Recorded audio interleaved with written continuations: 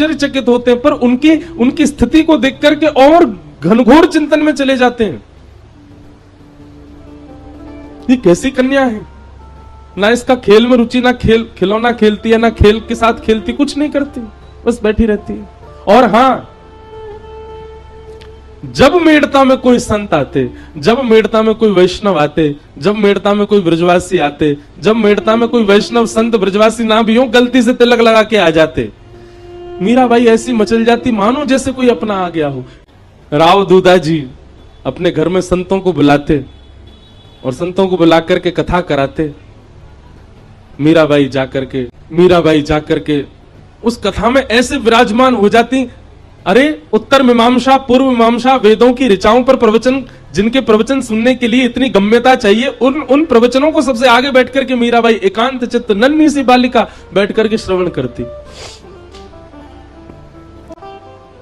तो मीराबाई के प्रसंग में आता है कि जब जोशी जी कथा सुनाने के लिए आते थे तो मीराबाई सामने बैठ करके सुनती,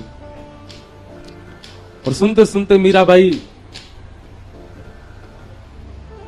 जब कथा विश्राम होती, सब लोग प्रणाम करते, जाकर के व्यास मंच पर नन्ही से मीराबाई आती और व्यास जी को अपलक नेत्रों से देखती रहती।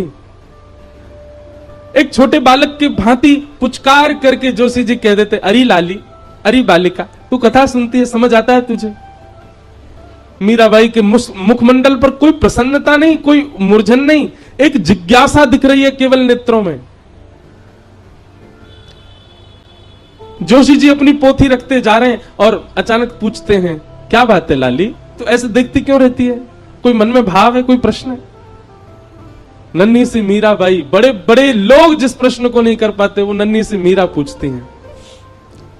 आप जिनकी कथा सुनाते हैं, आप जिनके भाव व्यास मंच पर बैठ करके कहते हैं, कभी आप उनको चतुर्भुज रूप में बताते हैं, कभी आप उनको शेषनाग पर पौड़े नाथ के रूप में बताते हैं, कभी आप ब्रह्मादि देव उनकी स्तुति कर रहे हैं ऐसा बताते हैं, कभी वो ब्रज के गोपाल बनकर के गैया चरा रहे हैं ऐसा बताते हैं। यह तो स्पष्ट हो गया कि वो एक ही हैं, उनके विलास अलग अलग हैं। लेकिन मेरा बस एक ही प्रश्न है कि गोपाल जी मुझे कब मिलेंगे?